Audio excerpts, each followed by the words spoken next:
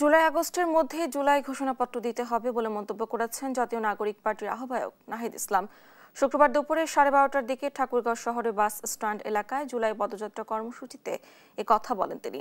এ সময় তিনি আরো বলেন, এটা হাসিনার বাংলাদেশ নয়, এটা গণ অভ্যুত্থান পরবর্তী ছাত্র জনতার বাংলাদেশ। বাংলাদেশপন্থীদের হাতেই বাংলাদেশ চলবে।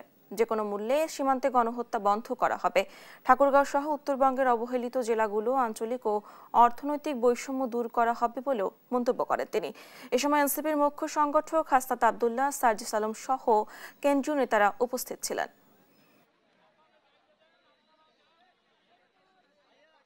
জুলাই আগস্টের মধ্যেই জুলাই ঘোষণাপত্র দিতে হবে এবং এর সাংবিধানিক ভিত্তি থাকবে এই জুলাই ঘোষণাপত্রে। ভারতের যারা মুসলিম রয়েছে তাদেরকে অবৈধ অভিবাসী বলে বাংলাদেশে পুশিন করার চেষ্টা করা হয়।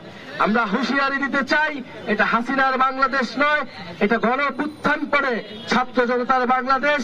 বাংলাদেশ পন্থীদের হাতেই বাংলাদেশ চলবে। ফলে এই সীমান্ত হত্যা যে কোনো মূল্যে আমরা বন্ধ করব।